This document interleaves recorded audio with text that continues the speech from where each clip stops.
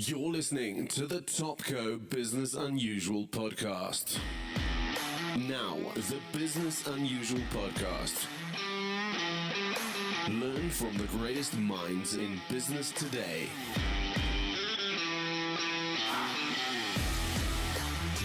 Interviews hosted by Ralph Fletcher.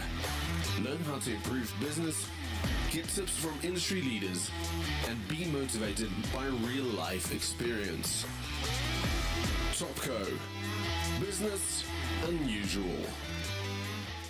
On to the Topco Business Unusual podcast. We've been talking away here, myself and Brett. Welcome, Brett van Aswegen from Wonga. He's the CEO of Wonga in South Africa. So we're talking the past and how Wonga sort of transitioned, 3 different turnarounds the last couple of years. But firstly, welcome, Brett, to the Business Unusual podcast. I see you look like you're in the same office as me, but clearly you're not. So where are you dialing in from? From Cape Town. We're in Cliff Street. I guess we're down the road. We could have done this together. There you go, you see. 100%. So, I mean, you spoke briefly about a couple of things, but maybe you just want to tell the story again of your first day on the job with Wonga, your introduction to the short-term loans industry at Wonga. Yeah. So as I said, I was just started off with a little caveat of saying, I talk about the old Wonga and the new Wonga, and I certainly don't want to be the guy who's trying to point fingers at the old team. I think that they certainly did some things that were not exactly right, and definitely what brought their reputation into disrepute in the UK. But I think, also just kind of, pushing aside all the noise, or there's also like a real genesis of amazing innovation that they brought into the industry in creating Wonga, and this idea of a paperless, real-time, immediate loan application system. And they were kind of one of the first fintechs globally. If you think about them starting off in early 2015 and kind of getting the business up in 2005, and getting the business registered in the UK in 2007. So it was really, it was like groundbreaking what they were doing. And so yeah, definitely category pioneers, right? I mean, 100%. And I still think about them now as still category pioneers. So I suppose this is a lesson for all category pioneers as well, because we often are getting financial support and we have investors to please, and those investors often have the lens of pay me back as quickly as possible, and we get into the money trap from an investor perspective as well, and show me the returns, show me the profit, realize the return, growth. And so this is one of the challenges that the early Wonga obviously got into, which is very focused on profit first. 100%. Pay the investors.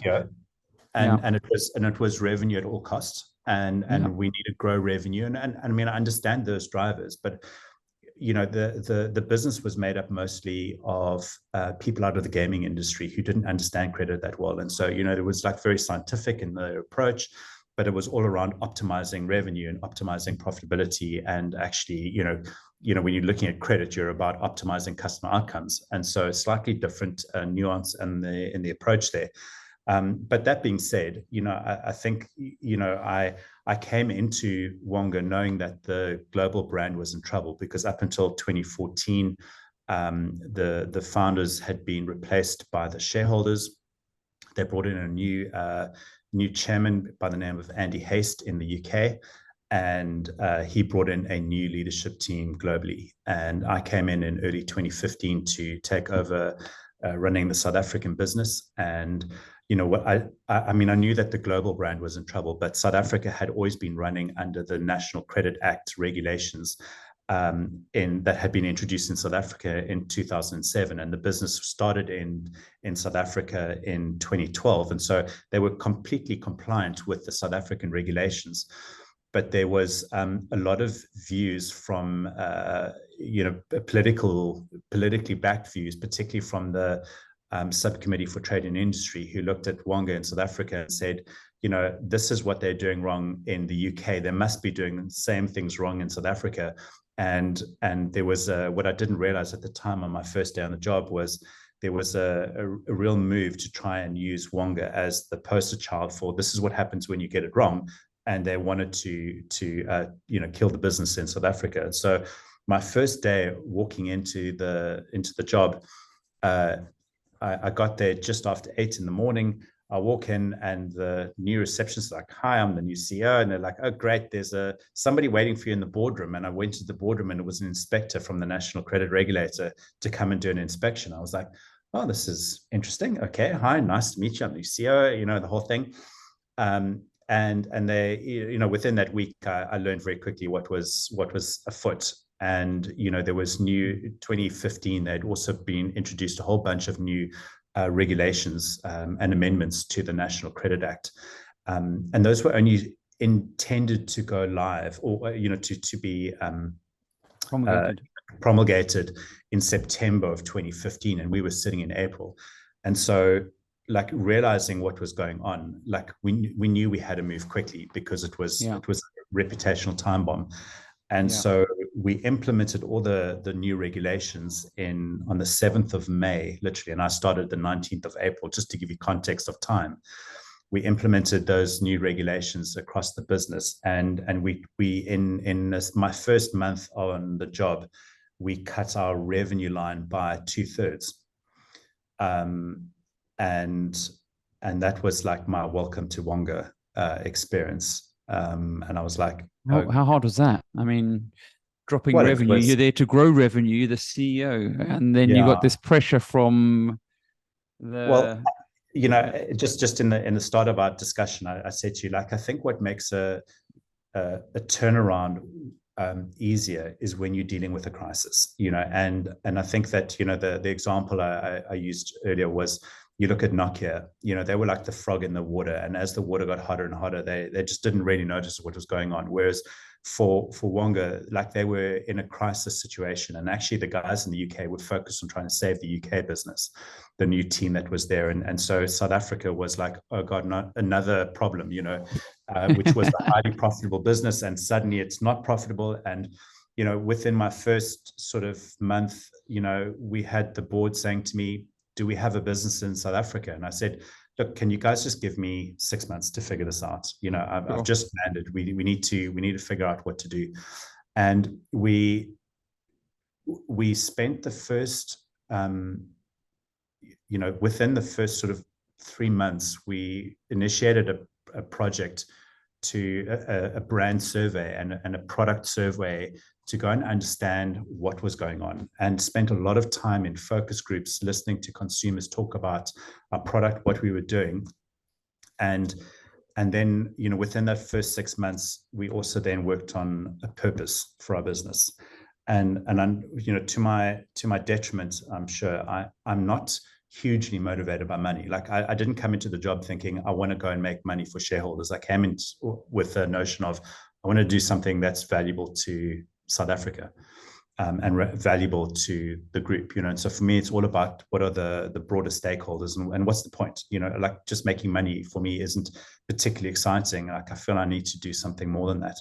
So we worked on a purpose statement, but in so doing and understanding what was the problem we were solving for customers, we really got down to the heart of what's the point of our business, and starting to stitch together what had been really good about the origins of Wonga, and what was the point of us carrying on and not just being another microlender, because like, we don't need another microlender. You actually need to go and solve problems. So I think that allowed us to craft a strategy for, to go back to the group holding company and say, okay, guys, here's the strategy. So we had 6 months, we built a strategy around that. And we said, look, guys, we definitely have a role to play in South Africa. There's definitely a business here to be had, but here's how we have to change. And so, if you look at the old business model of Wonga, it was all about very high degrees of advertising. And when I give you a sort of a number that I share with people, South Africa at that stage, they were in 2014, I think they spent close to 90 million rand on marketing in South Africa. 2015, they spent about 80 odd million rand on marketing. And so it was a very, very high profile brand on almost an always on strategy in television, spending a huge amount of money to bring in a lot of customers that they would then bring onto book. And then they had this sort of a churn and burn strategy of work through the customer, lend. Every month the customer has a loan until he goes bad and then falls over. But you need volume to make that business work. The problem with that model is that it only lasts for as long as you have enough consumers in the marketplace. So it's like it has a fuse, eventually it'll blow up.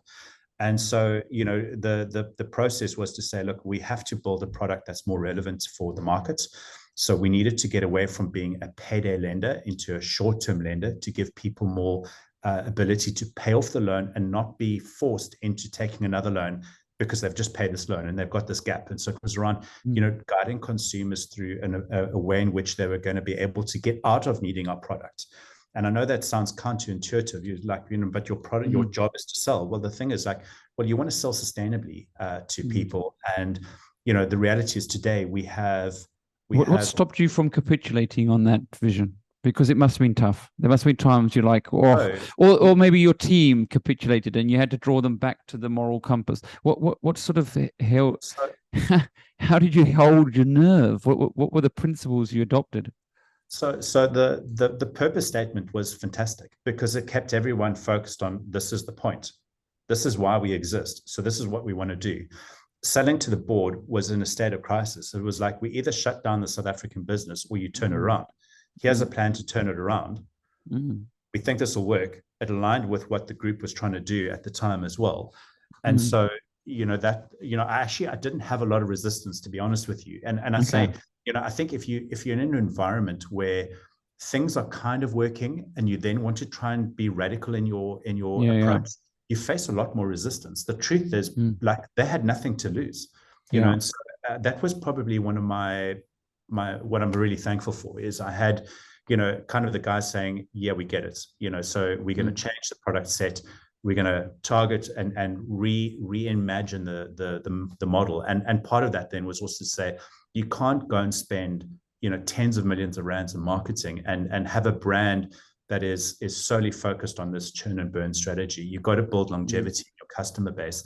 And then, so we completely switched away from being an above the line, a very aggressive brand into focusing on being really good at digital marketing, and then building a very much more relevant product for consumers that was going to solve that problem, and realizing what we're doing for consumers and why. One of the questions is, obviously, it's great you've got the board approval.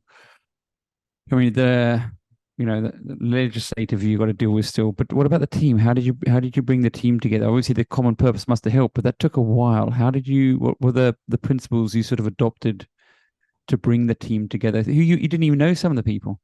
No, I was brand new. I came in, there was a team already there.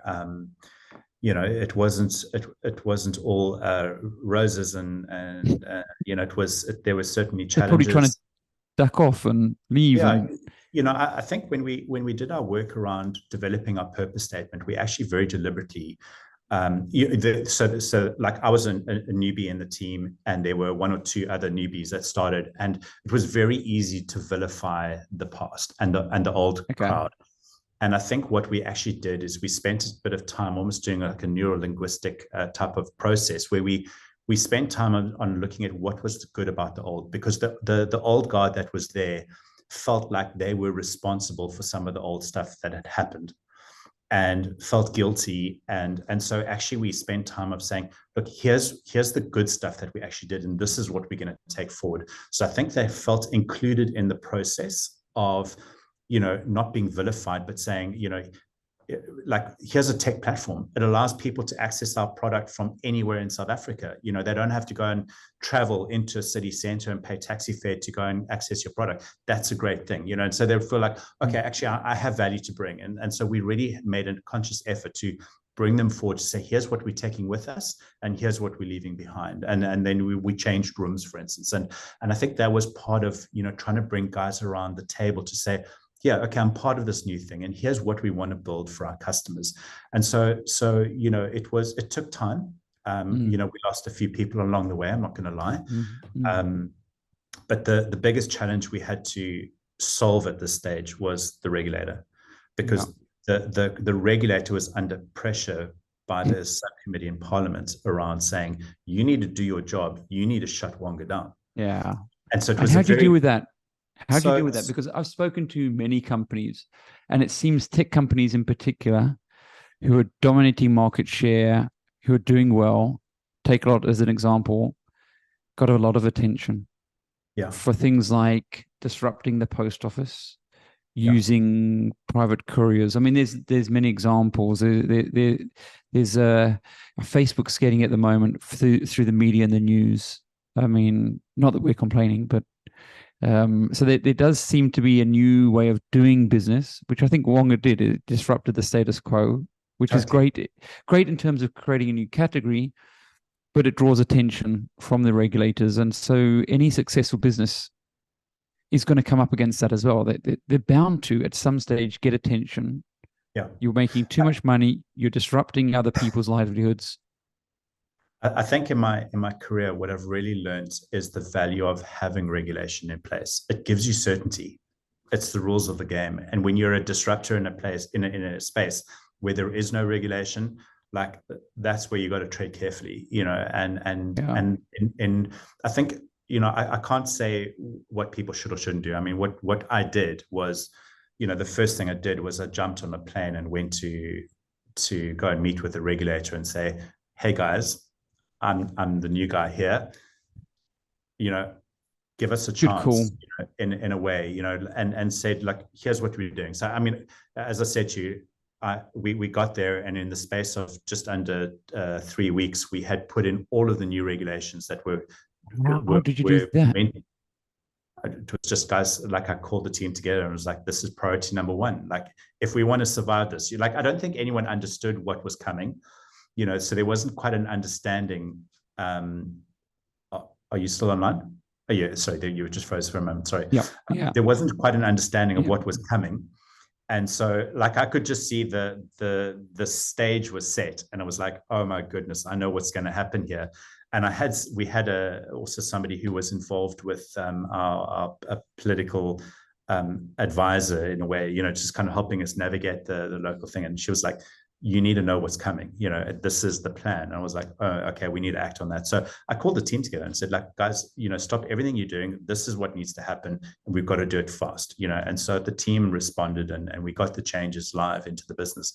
But it had a catastrophic impact on the business.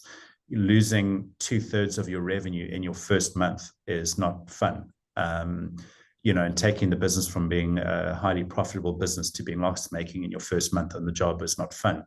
But as I said, the group was in a crisis, and so it was just another crisis to be solved. Going then meeting with the regulator and in a way saying to them, guys, this, like, demonstrating intent, I think was important. So coming in and saying, here's what we've already done. This is we've implemented all these changes, and then sitting down and them saying, look, how do we build some restitution in for what might have been perceived as being bad practices going back, and they hadn't experienced that before. A company voluntarily saying, look, we're going to make right some of what we did because we want to move forward in the right way. And so we sat with them and said, like, what should we be doing, and how do we make some restitutions? And it costs us money, but it was, I think, it was what the guys in the UK were doing as well, in terms of some of their regulations, and that had recently come into the market in the UK. But in South Africa, without, I'm not going to sit here and say that the business in South Africa had done anything wrong, but we took the new regulations, that was the intent around it was to, ensure affordability checks were being done, for instance, as an example. And so what we said is, look, let's go back a period of time and say, if we had applied this affordability check, would we have done these loans? This is new regulation, but let's retrospectively apply it, and let's go and make some restitutions to those customers. And they really, I mean, I think they saw we were serious about being a legitimate player in the marketplace. And so we were probably, I mean, the regulator at the time said we were one of the first companies who'd ever done something like that. And so they were quite taken aback. And then I had to go and meet with the chairperson of the subcommittee in Parliament of the subcommittee of the trade and industry portfolio, and told her, this is what's happened in the UK. I get it. This is what we are doing in the UK. This is what we're doing in South Africa. Please give us a chance, and here's how we want to change the business. And, to their credit, I mean, I think if you think of what the regulators are trying to do, they're trying to create a framework around which companies operate. And, if you're trying to follow their frameworks and trying to actually, go down to the spirit of the acts or the legislation, I think they're pretty reasonable people. And so we demonstrated credibility and in what we were planning to do and what we did do. And then I had just a very regular feedback with them just to give them progress updates, and did that probably for about 18 to 24 months of through this turnaround, talking about what we're doing and where the business is going. And they felt, I guess to a degree, they felt very much involved in our turnaround, like we were being sincere in what we were doing, and here was the evidence for it, and we became their poster child of here's how companies can change, and they would refer to this is what Wonga's done, and so we became their success story, rather than where we had the option of saying we don't agree with the some of the findings that you have, and we'll meet you in court, because that's often South Africa's answer to regulation is we'll see you in court and we'll fight you. And we just took a very different approach to say, look, we want to be part of the solution, and it worked, and so I think we ended up having a very strong relationship with the regulator, very candid, open relationship with them. And we didn't try and hide from the mistakes, but we put down, here's what we're going to do. And we definitely went way above and beyond what we needed to do. But I think we just didn't have any political capital to get it wrong. So we and how long did the turnaround take? I mean, how long did you get back? Did you ever get back to the good old days, or was it a new business model that had to be? No, it was a completely new business model. The idea of being a payday lender actually, like, it ended at that point, because you couldn't be a payday lender in South Africa. We had to be a short-term lender, and that it was also quite it's part of the strategy going to the board and saying, hey guys, look, here's what we need to do. We need to have a short-term product, not just a 30-day or a payday type product, if you use the old terminology. And then saying to them, Wonga is this really great fintech, and it's like one of the pioneers in the market. Yeah, your tech, we're going to completely replace it because it's rubbish. It was, thankfully we didn't have people in the team who were emotionally bound to the tech, and we said, look, we need to rebuild the system because it needs to do different things. And so, the old Wonga technology, if you think about the origins of how it was built, there was nothing doing what a Wonga was doing. And so they built everything. And I totally get it. Like, they didn't do anything wrong.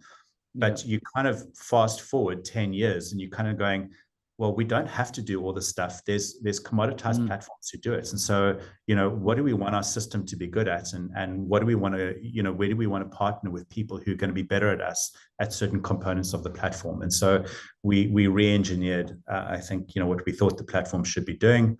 And so, the time to turn around actually, in order to launch the new products, we had to rebuild the platform. And so that actually, and then, we were in the midst of a global change in the group. And so all the engineering teams that were involved with developing the system sat in an office in Dublin.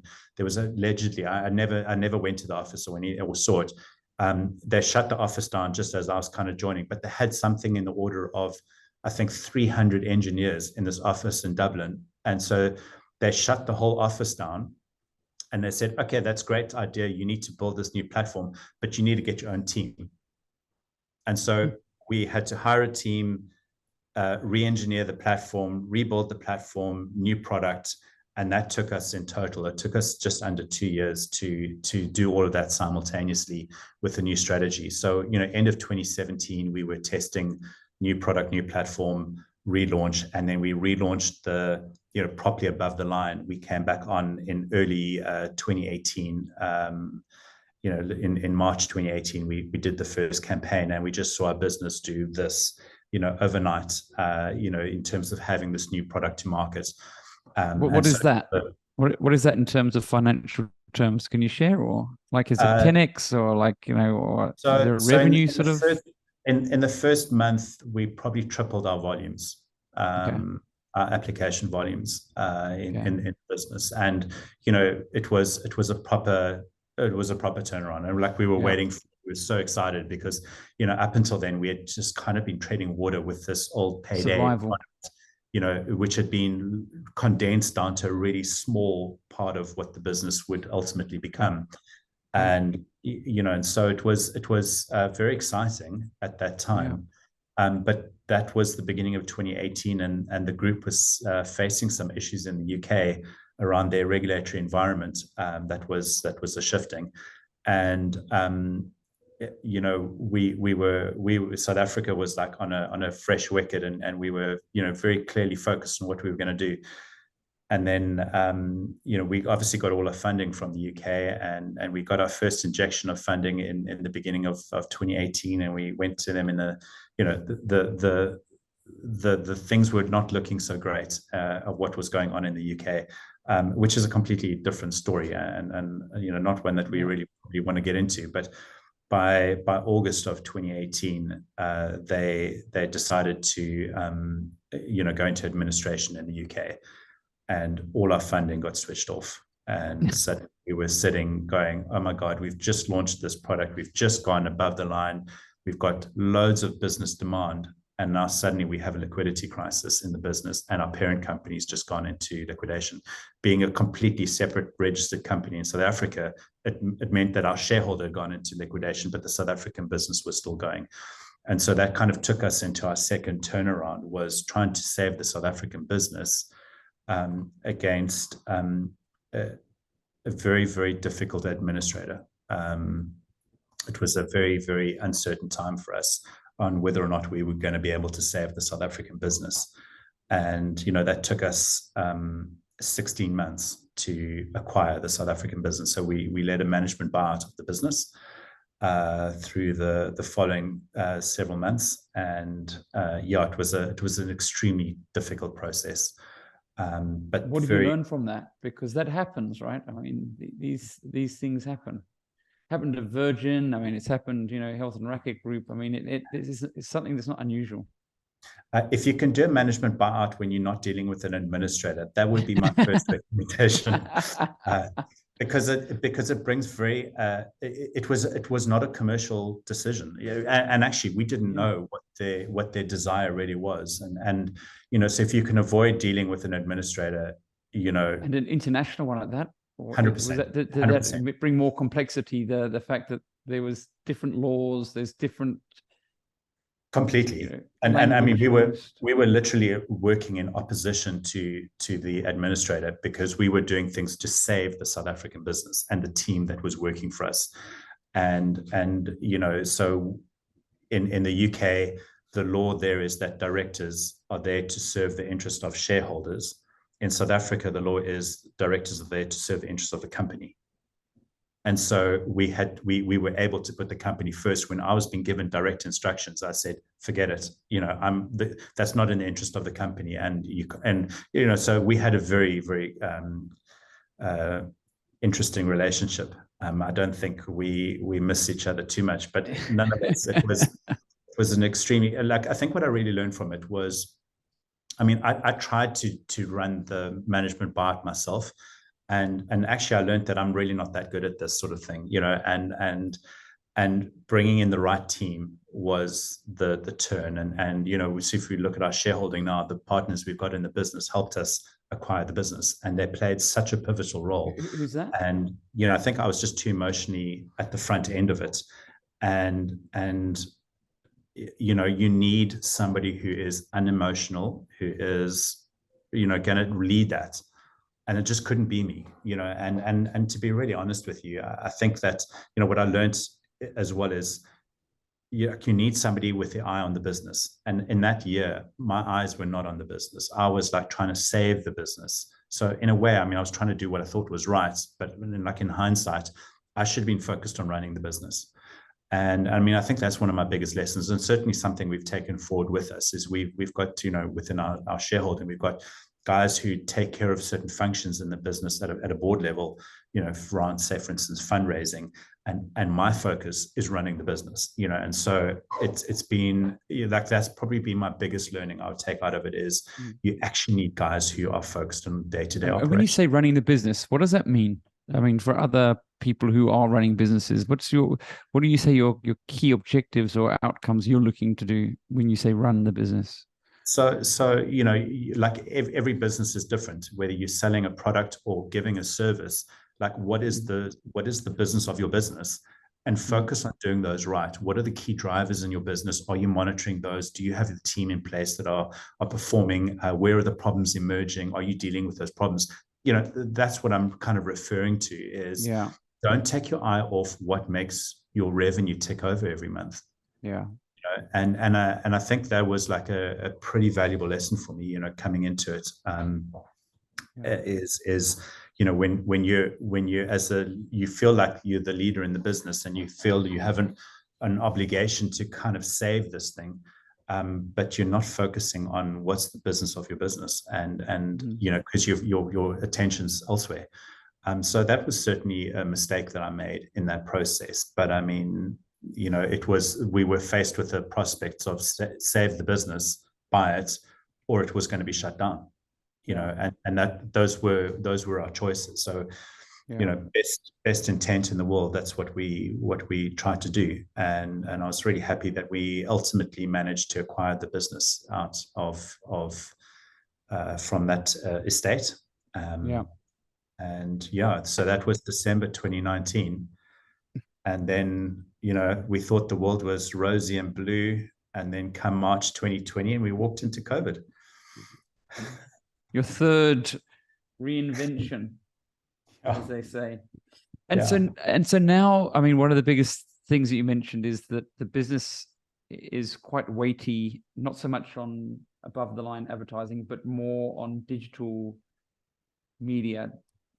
What's your sort of, I suppose, secrets of success in working with digital? Because obviously, unlike other banks who've got, they're in the malls, they're in high streets, those sorts of things, you're a category disruptor initially with the pay loans, and now you're suddenly short-term loans, but you're only doing it digitally.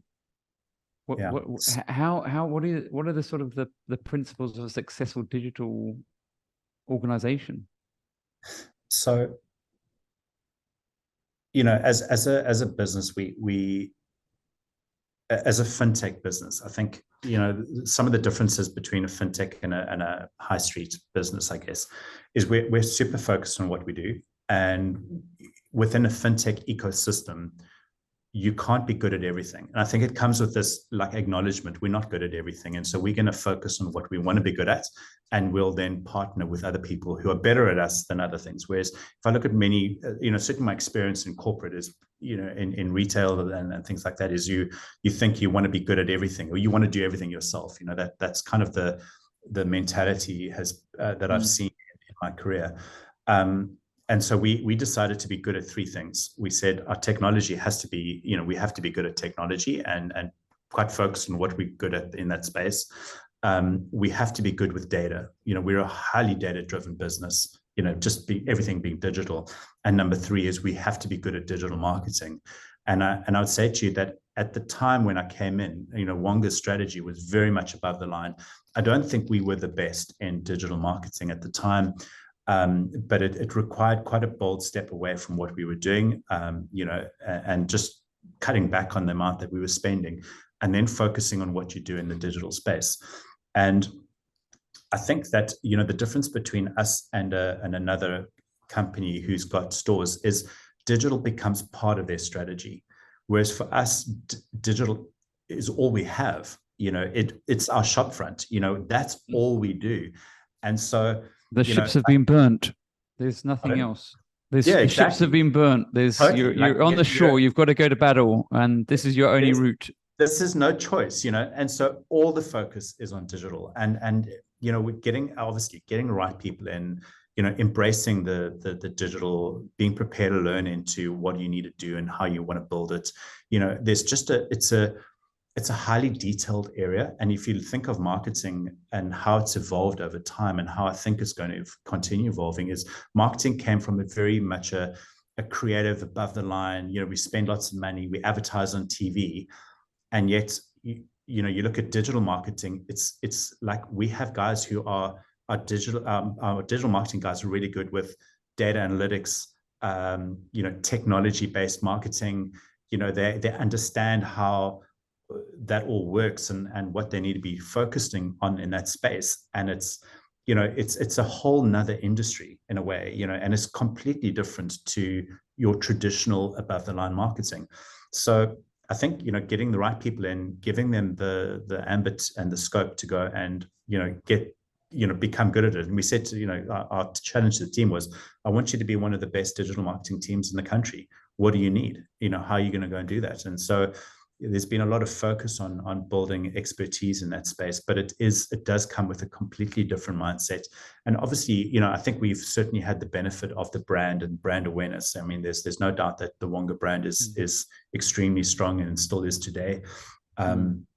But being able to focus in on your various elements of digital and making sure you're focusing on each one is really important, because it's not just digital, isn't just a channel. There's actually so many micro channels within it, from PPC to organic search to your social media to just understanding how relevant your site is and how fast your website is and how that impacts your Google ratings. Like, that's the level of detail that you're going down into, and the guys are busy optimizing every single component there.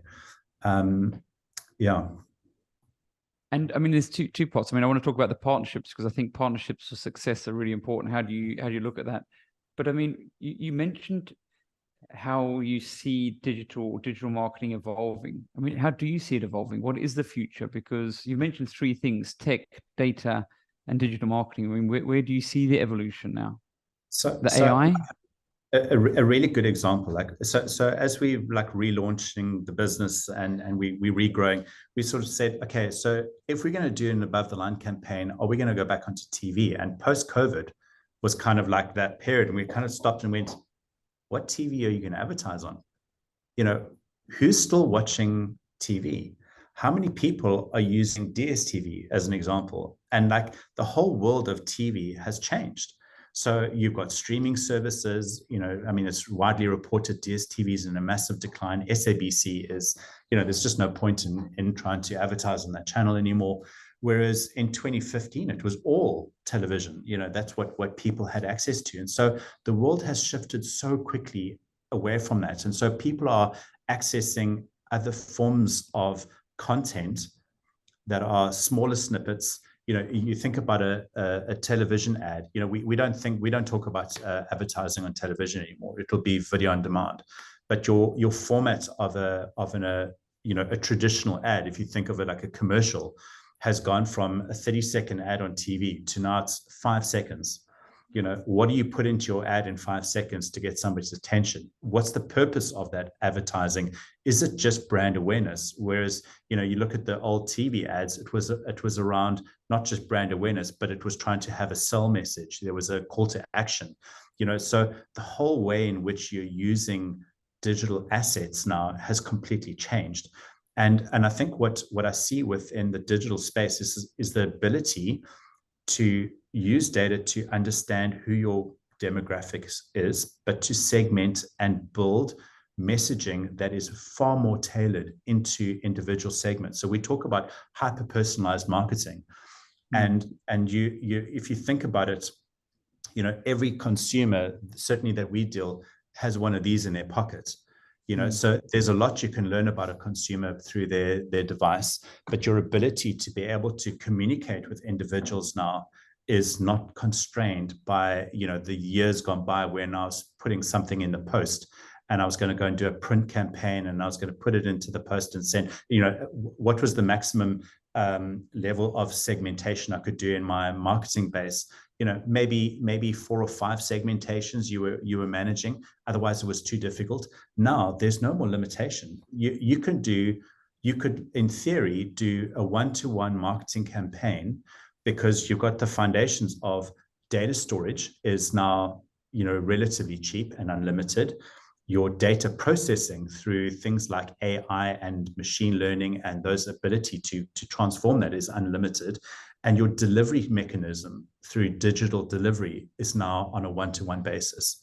And, coupled with that is your real-time feedback. So your response rates. I mean, I remember running mail campaigns to customers, marketing campaigns, and, you would have to wait weeks or months to see what's the response rates. Now we know response rates within a day or 2 or 3. Like, you can tell immediately whether something's working or not. So your feedback time is so much faster. So you'll need to be able to, create bespoke messaging, deliver it immediately, get the results and respond. That whole process is now just unbelievably short. And we know things in our business, like literally within days. We know how things are going, from risk performance to marketing campaigns. It's amazing what's available today. I mean, I want to talk about partnerships a little bit, but I mean, can I go back quickly to your past? Because there was a young Brett that didn't have grey hair, and all these years of experience, these transformations. Yeah. But there seemed to be this time where you were one of the youngest, or were you the youngest director of a listed company? Yeah. Tell me the story there. I mean, you know it better than I do. Yeah, I mean, my career started off being an accounts clerk at Edgar's in Tiger Valley Centre. I remember you. The little pick. I knew you. There we go. I was the pickanin who was sitting behind the teller, taking people's cash and receipting cash, and so, like, that was the genesis of my career. And then just evolving from there. And I remember very clearly at the age of 23 saying to somebody, I was at that stage, I was working at Eggerdale in Johannesburg, and I'd moved there, and saying to one of the secretaries there that I was chatting to, I was friendly with, and I was saying, no, I want to be a director of a listed company by the age of 35. And she laughed at me. She was like, ha ha, you're so stupid, kind of thing. And I was like, I'm very highly motivated by people who think I can't do something. So, okay. I think that I like setting ambitious goals, or BHAGs, big, hairy, audacious goals. I like putting in a timeline, so there's kind of like, there's a goal and objective, and here's a sort of the timeline, and then figuring out what are the steps to get there. And so, for me, it was just a matter of unpacking the steps, but having the big objective for myself, my personal career development, was very useful, because it kind of, when I was making decisions around my career movements, I would always refer back and go, is this helping me in that journey, or is it not? So it's about setting intention, really, and then using that intention to guide you going forward. And I think that helped me achieve that role. But then I remember equally at 36 being a director and being bored out of my skull and thinking, what's my next goal? And I didn't have one. I mean, that was my problem. I didn't have another goal. And so I set the goal of, like, I want to actually run a company. But I mean, I was in a functional role, sort of a credit director role. I knew a lot about credit and everything, but I knew nothing about running a business. And all the other functional components, from marketing to finance to all those different amazing functions where you have the functional experts.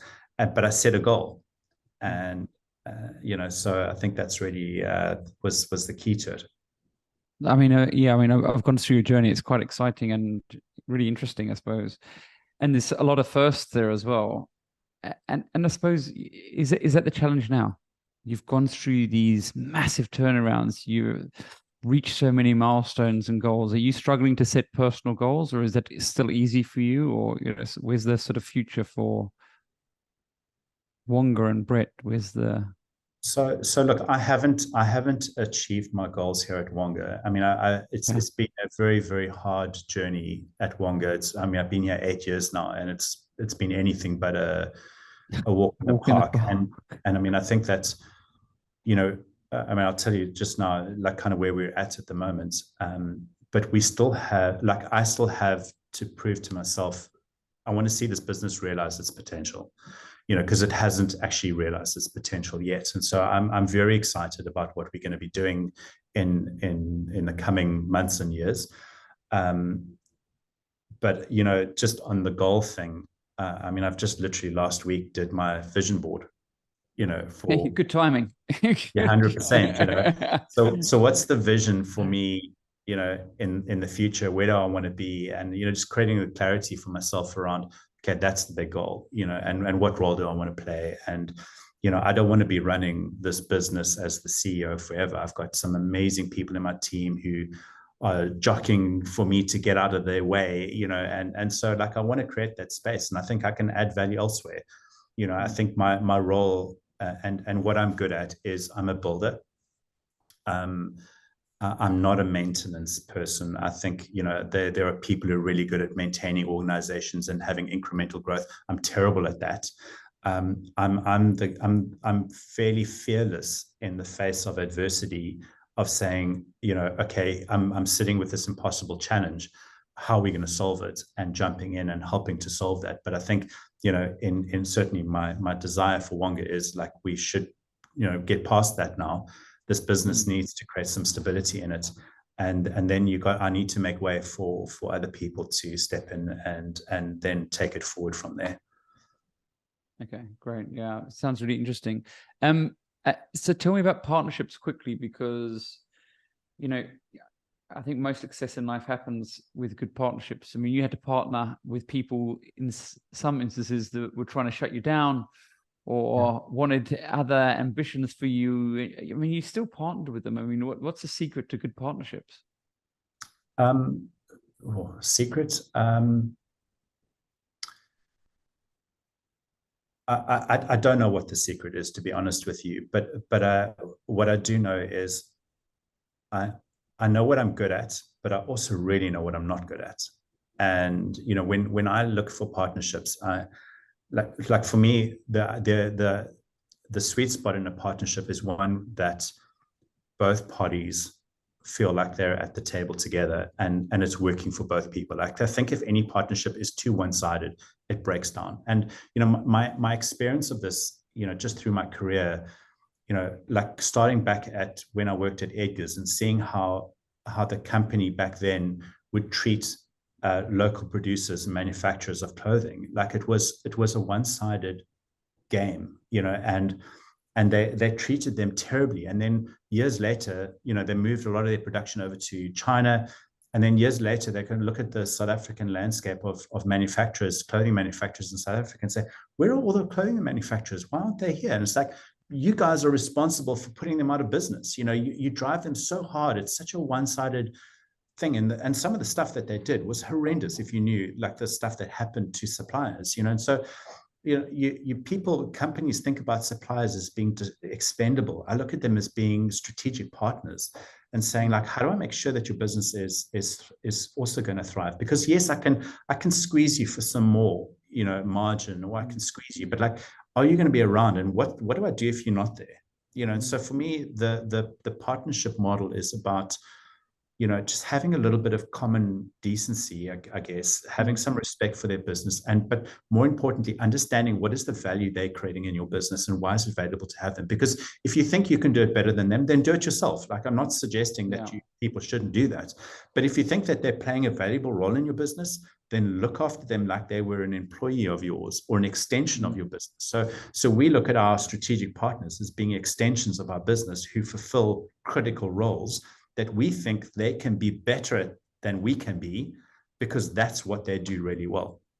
And so, that's my philosophy, I guess, on strategic partnerships. I read White Son's book recently, and parallel to their growth was all their suppliers' growth. He was very loyal to his suppliers, and it seems like a symbiotic sort of mutually beneficial relationship. He had 100%. very close relationships with them. And I mean, you know, one of the things before this podcast when I was researching is an article he wrote about, you know, the for-profit is... Tell me about this article. Purpose before profit. Yes. Yeah. And it's sort of, I don't want to say I laugh, but I thought, well, you're a financial institution, you know, surely profit becomes first. I don't know how well this tees this conversation up, because it almost gets to the point of the so what. I mean, is that really the case? Is purpose more important than profit? So I think profit's an outcome. Okay. And I think, you know, I look at Wonga as my learning on what happens when you put profit first and you chase profit at all costs. You know, it eventually comes crashing down. And I think that if you, my philosophy around this is, I would define myself as a conscious capitalist, number one. You know, and what I mean by that is, I'm very mindful of the stakeholders and the ecosystem in which I'm operating. And so for me, being purposeful in what you're doing is not just having, the idea behind a purpose statement is you really are clear on what the problem is you're solving for your customers, so that you have value for them for the long term, not just a short-term thing. So am I solving a problem for my customer? Because if I can do that, then I will always have customers. I don't, you know, so I'll give you, so just going back to my marketing, I know I'm jumping around here, but our marketing strategy is one of attraction. We don't do any outbound marketing. We don't do any outbound telesales. We're like, if you need us, here's where we're at, you know, and when customers go and search for, I need a loan or short-term loan, then we want to be there and be relevant to them. But we don't do any outbound telesales. So we're about all inbound. It's all customers come to our website. That's all we do. Yeah. Yeah. So it's about attraction rather than trying to force yourself onto a customer. So yeah. If you're clear on this is the problem I'm solving for you, for the customer, then you'll have customers. But you know, just understanding so that's the purpose in what you're doing. But then you also look at what's your purpose in terms of the broader ecosystem. So yes, we have shareholders. Yes, we have to be profitable. Otherwise, you don't have a business. You know, you like, no one will invest in a business that's not profitable. So the purpose of making profit is so that you can continue doing what you're doing in fulfilling your purpose to your customers. But then you kind of look and say, well, actually, I'm working within an ecosystem where I have regulators involved. And if I don't work constructively with my regulating environment, guess what? They'll regulate you out of the marketplace. Mm-hmm. And so I look at our business in an ecosystem context and say, who are all the important stakeholders in my business? And obviously my employees, for instance, are one of my key stakeholders. And like, how am I keeping them all in harmony or in some kind of cohesion format, you know, that I'm solving it. So it's not about turning around and say, oh, we just, you know, because I went through a lot of very difficult turmoil, I think is maybe the only way I can describe it, trying to reconcile this idea of wanting to do something that was worthwhile and meaningful versus I need to make money. And how do you balance these two things? And it took me a really long time to try and reconcile that stuff together. So I totally understand what you're saying when you say you look at this and you kind of like snigger it and go, what the hell? Like, that sounds like nonsense. You know, it sounds esoteric and you know, like fanciful, because it does seem that way. But I think my experience has definitely been when you start getting the stuff right and you're doing it authentically, like it actually works. You know, like I don't sit here stressing about, am I going to have a business in 5 years' time? It's like, if I'm fulfilling the needs of my customers, I'll have a business. You know, if I'm working well and I'm running my business in a world that's sustainable, I'm not going to have an issue with my regulators. You know, if I'm making profit, I'm not going to have a problem with my shareholders. You know, so for me, that's the secret around, you know, this sort of being purposeful in what I'm doing, rather than running and saying, I need to maximize my profits. Because if I'm doing all the stuff right, maybe in the short term, I don't hit the level of profitability I could do if I was a short-term 5-year CEO that comes in with a contract and all I want to do is hit like a 5-year target. But for me, I'm trying to build a sustainable business that's got longevity to it. Yeah, for sure. And I think, you know, often I do a couple of races and I train very hard, and the thinking is you want to win. I mean, you do want to win. It's like profit, but I'm always cognizant that my goal is to do my best and to take each step at a time, or each sort of revolution at a time, as opposed to putting that pressure on you trying to win, because I think you can try and make shortcuts that, again, don't work out in the end if you're trying to make shortcuts all the time for a certain thing like profit or winning. 100%. Like, would you cheat? In a race, if you were running a race, would you cheat? Would you push an opponent over in order to win? Like that, those are kind of questions. And for some people, yes, they would. For me, it's like how I win is important to me. It's my ethics and my credibility and how I feel about myself at the end of the day. I want to be able to sleep well and say, I've enjoyed the journey that I've been on, and I think that I've done it to my best of my ability. And I'm fully aware that there's lots of people out there who are much better than me at so many things. From being a CEO to all kinds of things, better leaders and all that kind of stuff. I'm not trying to be them. I'm just trying to be the best that I can be for me. Yeah. And I mean, look, there's a lot of South Africans who are under a lot of pressure financially, and the economy is under pressure. They're under pressure, minimum wages, those sorts of things. Where's the future of Wonga, and how does it fit into this sort of ecosystem? What a lovely question. Look, I mean, I can talk about the sort of the short-term strategy as part of getting this business, scaling again and building scale behind the business. And we're moving into that tranche, that process now is into scaling the business. There's a lot around. We've just busy piloting our cloud platform, so we've redeveloped our entire system again.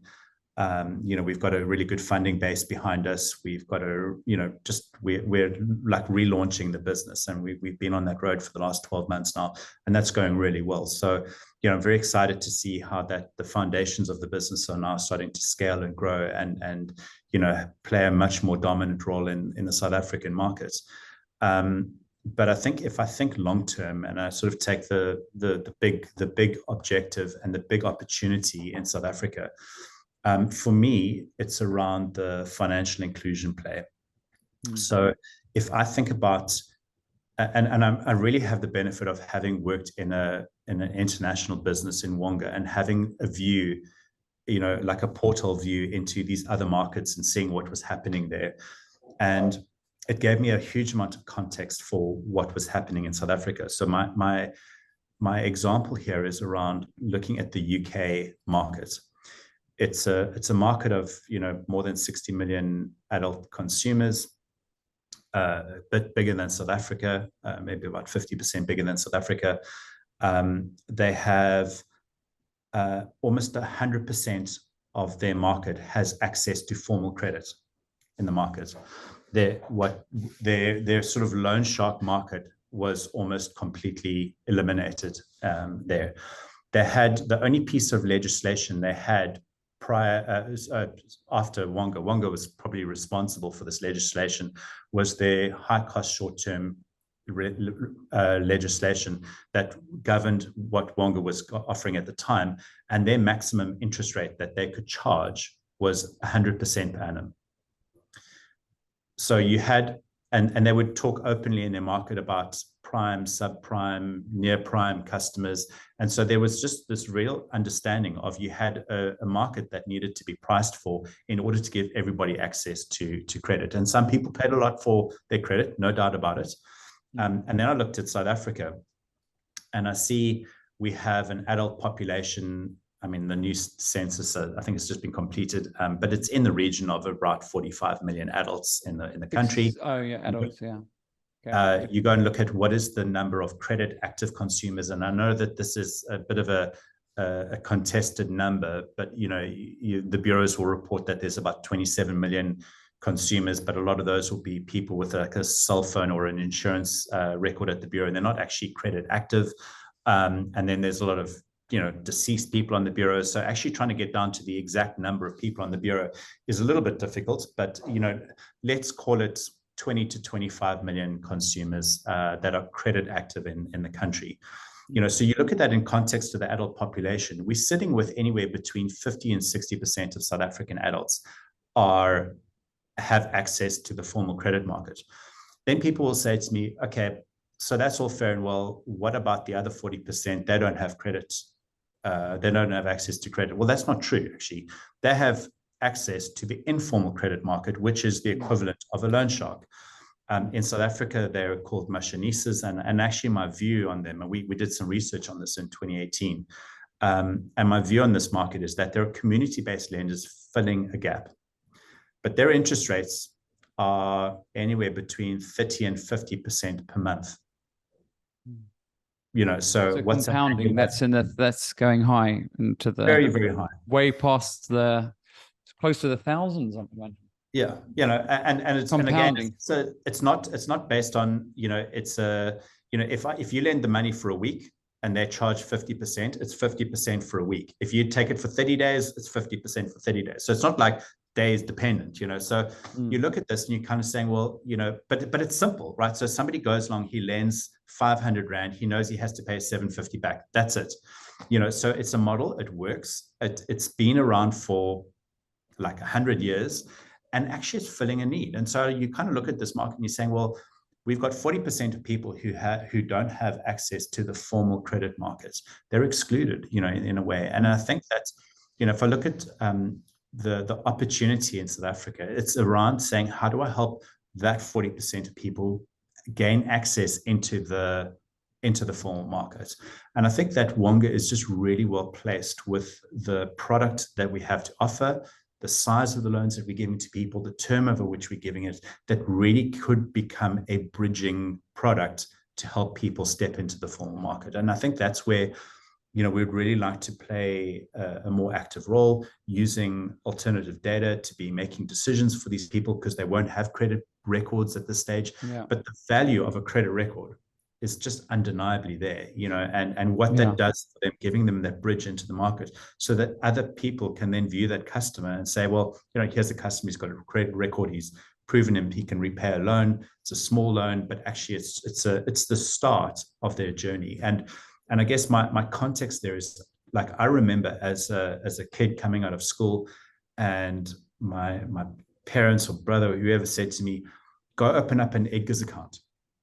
And I was like, why? And I was like, no, because you get a credit record, and you go off and get your store card for 6 months, interest free. And it was 400 bronze that you had, and you go and buy a shirt and you pay it off, but you had a credit record. Like, that was the guidance. And like, who's filling that gap now today? And I think that's where, Wonga has a role in which we could help build a more inclusive access to financial services in this country. Wow. Now, this is a podcast in itself, and I was going to ask it, but it really is a whole separate conversation around educating people around credit awareness, around getting good credit scores, the impact of credit and growing wealth and creating opportunities. I suppose it's a massive, massive opportunity. It was really great to have you on the podcast, Brett. It was great to catch up and learn about the nuances of Wonga. I think, like you said, they spend a lot of money letting the world know about them, but the journey's been certainly interesting. It was great to meet you. So, we're wishing you all the best of luck with the launching of these services and products. Thanks, and Rolf. Purpose before profit is certainly really, really important, I think, for any business. So thanks so much for joining us. Thank you. Thanks for your time. Thanks for having me.